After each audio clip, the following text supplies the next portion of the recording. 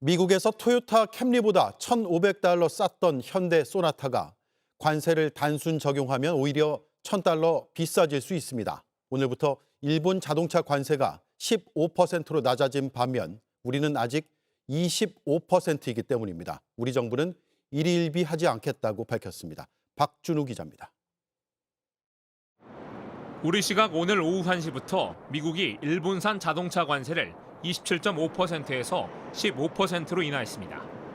일본이 미국에 5,500억 달러를 투자한 조건으로 트럼프 대통령의 행정명령을 끌어낸 결과입니다. 한국산 자동차는 관세율 25%로 그동안 일본보다 유리한 입장이었지만 이제 10%포인트 차로 역전된 겁니다. 미국 시장에서 현대차 소나타 가격은 기본 등급 기준 26,900달러로 일본의 토요타 캠리보다 $1,500 낮았습니다. 하지만 관세를 단순 적용할 경우 소나타는 33,600달러 선으로 캠리보다 $1,000 가까이 더 비싸집니다. 경쟁이 심하게 일어나는 부분들도 그 중소형 SUV나 세단 같이 이렇게 좀 가격에 대해서 좀 민감도가 높은 차량이기 때문에 그만큼 우리 자동차의 판매가 좀 많이 어려울 것으로 예상이 되고 있습니다. 지난 4월 시행된 자동차 관세 후폭풍은 이미 현실화했습니다. 우리 대미 자동차 수출은 6개월 연속 감소세를 이어가고 있습니다.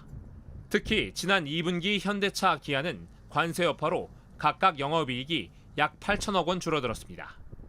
여기에 이달 말 미국 전기차 보조금이 종료되면 우리 기업들은 관세 충격을 그대로 흡수할 수밖에 없습니다. 이런 가운데 한미 관세 협상은 교착 상태에 빠졌습니다. 큰 성과 없이 귀국한 김정관 산업부 장관에 이어 미국을 찾은 여한구 통상교섭본부장은 협상 장기화도 시사했습니다. 저희도 하여튼 그 부분에 있어서는 최대한 빨리 될 수 있도록 노력을 하고 있습니다. 일희일비하기보다는 최종 결과 우리가 수용할 수 있는 최종 결과를 위해서 최선을 우리는 다하고 있고. 결국 대미투자펀드 운용 방식 등 큰 쟁점이 선결돼야 하는데 업계에선 자동차 관세가 25%로 유지될 경우 매달 7천억 원의 비용이 발생하는 걸로 추산했습니다. JTBC 박준호입니다.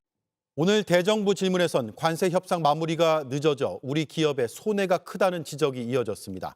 정부는 시안에 쫓긴다고 크게 손해볼 합의안에 서명할 수 없다는 입장을 재확인했습니다. 윤세미라 기자입니다.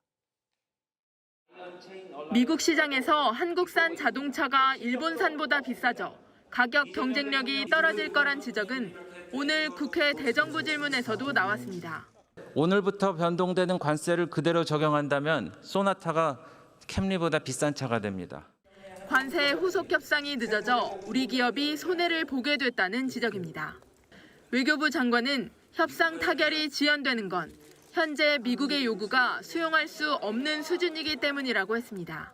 일본이 미국과 합의한 내용을 꼼꼼히 들여다보신다면은 왜 우리 정부가 지금 합의를 안 하고 있는지 아실 겁니다. 대통령실도 빠른 타결보다 국익을 지키는 쪽에 협상의 목표가 있다는 점을 재확인했습니다.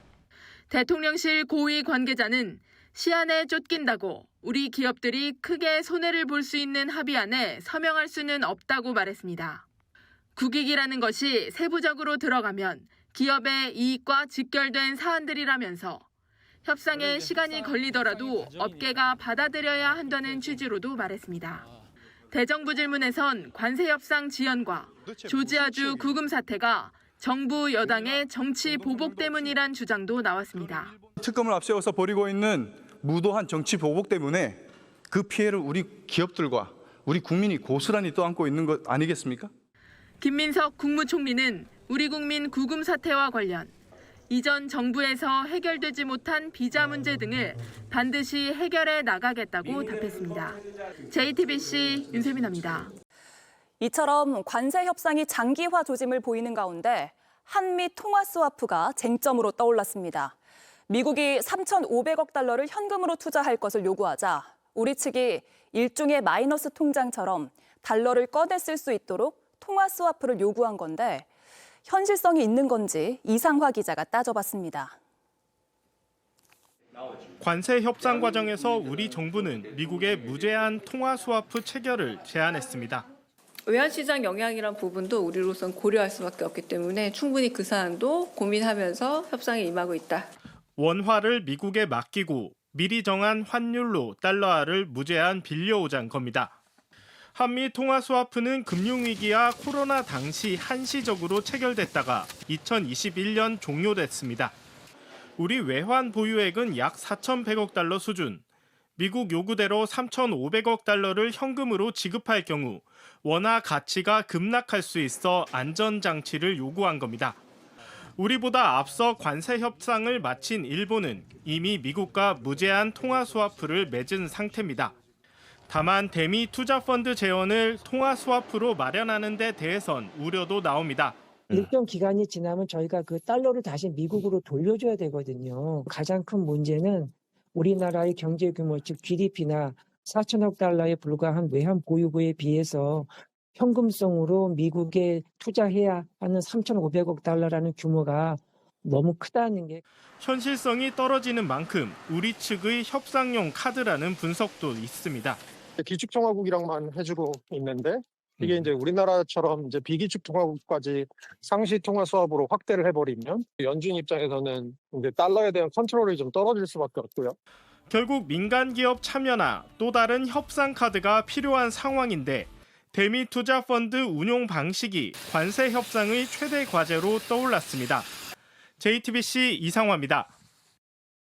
딱 일주일 뒤 23일에 유엔 총회가 열립니다. 이재명 대통령과 트럼프 대통령이 뭐 정식 회담은 아니더라도 약식 회담, 짧게라도 좀 현안에 대해서 특히 조지아주 사태에 대해서 이야기할 가능성 있다고 보십니까? 네, 지금 금년이 유엔 창설 80주년입니다. 예. 그러니까 대단히 뜻깊은 해이기 때문에 유엔 총회 세계 이목이 집중되고 대통령께서도 연설하고 트럼프도 연설하고 또 그 다음 날 24일 날은 유엔 안보리 이사회를 대한민국 대통령으로서는 처음으로 주재를 합니다. 예. 그래서 세계 이목이 우리 대통령한테 쏠리는데 미국이 생각하는 건 오로지 다른 데 있습니다. 우리한테 3,500억 달러와 기업들이 투자한다는 1,500억 달러, 합쳐서 5천억 달러, 이거 빨리 서명 받으려는데 거기에 온 노력을 지금 집중하고 있습니다. 예. 그래서 그거를 받기 위해서 사과 아닌 사과가 비슷하게 할지는 모르죠. 예. 그렇지만 그렇다고 해서 그걸 또 서명하기 매우 어려운 상황이에요. 그게 3,500억 달러에다 1,500억 달러 더하면 5천억 달러인데요. 우리나라 외환 보유가 4,100억 달러예요. 그럼 우리나라 외환 보유고 전체를 다 미국에 투자를 우린 외환 보유가 하나도 안 남습니다. 아이고, 우리가 지금까지 수십 년 동안을 미국에 투자하려고 그 돈을 모았나요? 그런데다가 투자의 방식도 투자처를 미국이 정한다. 이익은 50대 50으로 나누다가 한국이 자금을 회수하면 미국이 90, 한국이 10을 갖는다. 이거는 정식 투자가 아니죠. 이건 거의 그냥 약탈 수준인데 이거를 우리가 지금 받아들이기가 매우 어려운 상황인데 미국은 거기에 총력을 집중하고 있습니다. 그래서 우리 언론이나 우리 여야도 다 힘을 합쳐서 이게 우리 정부가 이게 굉장히 중요한 문제거든요. 그거 지켜야 되지 않나 저는 봅니다.